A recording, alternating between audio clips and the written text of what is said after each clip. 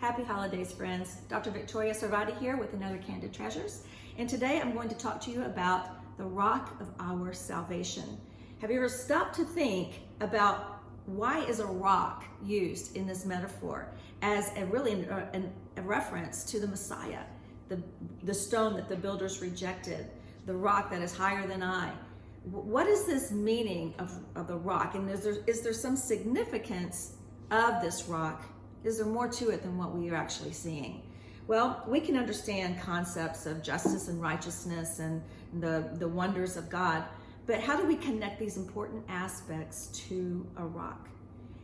We actually are privy to some very mysterious things in the spirit as God reveals things to us. When you're born again, your spirit man is now alive. You are now spirit.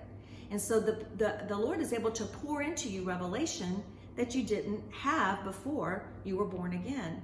And we only know as much about God as He reveals to us. We can read the Bible a whole lot. We can even pray a whole lot. And still we don't have that deep understanding, the multifaceted wisdom of God until He pours that into our born again spirit man, and He's able to show us the depths of His wisdom. On this side of eternity, we'll never get there. We'll never have ever comprehend the depths and the heights of God. It's kind of like taking like an ant to college, right? Sitting them in a seat and saying, here is algebra or here is geometry, and expecting the ant to have the capacity to understand these deep concepts that humans understand. Well, as human beings, we can't understand the deep things of the spirit realm. But Daniel tells us there is a God in heaven who reveals mysteries to us, and it is only God that can reveal these heavenly things to us. It's foolishness to those who are not born again of the Spirit when they hear the deep things of God. And a rock may sound a bit foolish to a person who is not born again, but until God opens our eyes, then we just can't receive this understanding. So let's talk about this rock. You know, Abraham came from a very idolatrous family, and he had to put away his idols and learned about the ways of God. So did Isaac, and so did Jacob. You could say they were newbies to the faith. But it's Jacob who had a profound revelation when he laid his head upon a rock and had a magnificent dream where he saw the Messiah, the Lord, standing at the top of a staircase, and that angels were going up and down between his world and the realm of the Spirit. And he actually understood he was in the presence of God Himself. When he awoke, he called the place Bethel, house of God.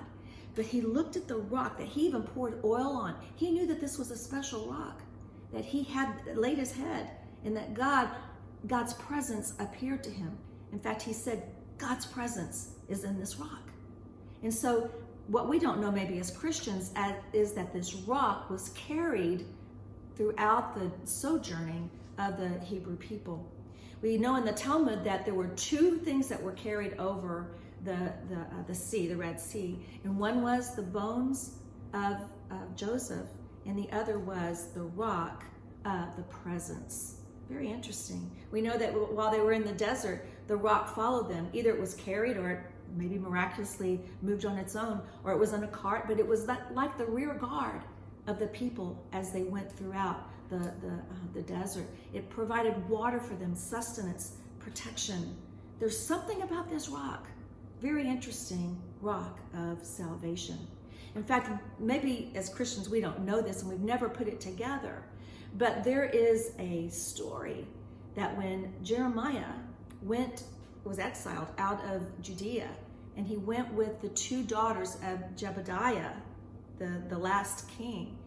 He went to Ireland. According to Irish history and according to the stories that are told from Ireland, that Jeremiah ended up there in Ireland. And he took the stone of the presence with him. Now, the stone of the presence in Hebrew would be Eved Shekinah, the presence of God, Shekinah of God.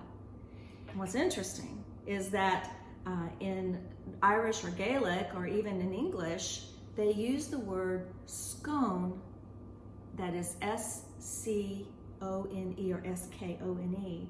And when you look at Hebrew, and don't add the vowels, it's basically Shekinah is S-C-N, Shekinah, S-C-N, scone. So could it be that the stone of scone is actually the stone of the presence right there in Ireland? And ever since that stone has been there, the royalty of the British Isles have been coronated on this stone of scone. In fact, on May 6th, King Charles will be coronated on this stone of destiny, also called the stone of scone. So could it be that the Shekinah stone has been protected by the Brits all this time, and one day will return back to Israel? I don't know, but it's a very interesting story. I do know, however, that the King of Kings, who is our stone, our rock, the one that we place our faith on, the one that is unwavering, has invited us up to his mountain, up that staircase to come into his presence whenever we also are invited into that time of millennial reign when the King of Kings is coronated and he is made King of all the earth. I pray that you have a wonderful holiday season, and God bless you.